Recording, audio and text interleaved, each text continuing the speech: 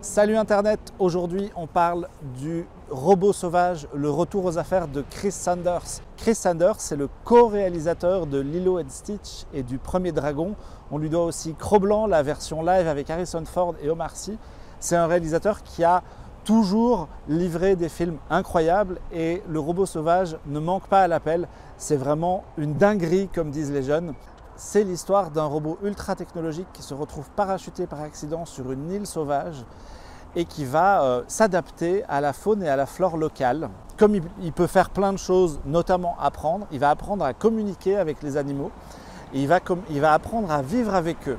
Et c'est une histoire vraiment touchante, étonnamment, puisque d'après le sujet, on pourrait basculer dans un truc assez facile avec un robot rigolo et des animaux qui parlent.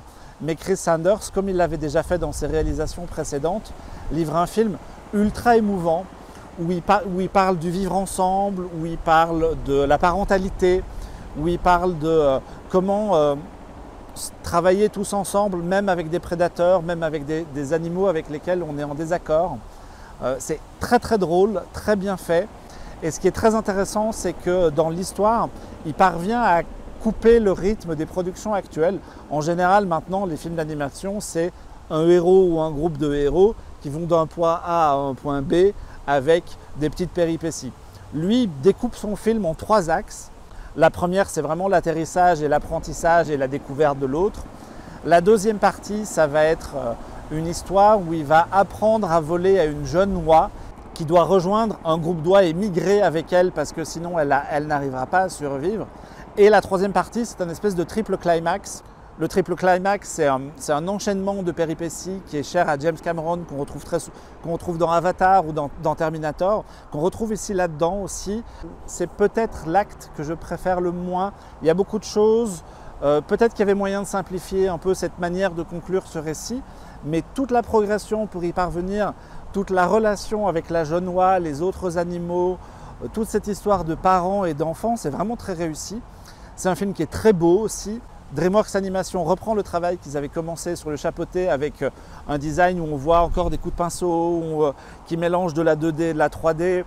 Et c'est vraiment très très chouette. Le design du robot est très malin aussi. Alors Chris Sanders explique dans une interview qui est d'ailleurs sur notre chaîne YouTube, abonnez-vous, qu'ils ont cherché à faire un design où le robot n'a pas de bouche parce que lui il explique que dès que les robots sont trop humanoïdes, on est un peu détaché, alors que s'ils sont moins humanoïdes, et par exemple R2-D2 dans Star Wars ou le robot de la planète interdite comme il lui le cite, on a tendance à s'y projeter plus facilement et à y mettre des choses personnelles.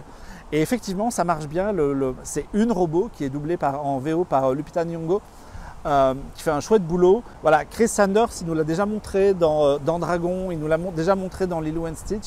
C'est un réalisateur qui sait y mettre du cœur, il arrive à apporter quelque chose et là ça marche. Le mélange des trois, la très belle anime, l'émotion et les sujets fait qu'en fait on est tout simplement face à un des meilleurs DreamWorks de ces dernières années. Le film se cale tout doucement dans la lignée des grands films de robots humanistes comme Le Géant de Fer ou le Château dans le ciel de Hayao Miyazaki, où vraiment il y a un truc et moi j'y ai retrouvé l'émotion de Dragon et ça m'a beaucoup touché. C'est peut-être un des meilleurs films d'animation de cette année, donc je vous le recommande très très chaudement.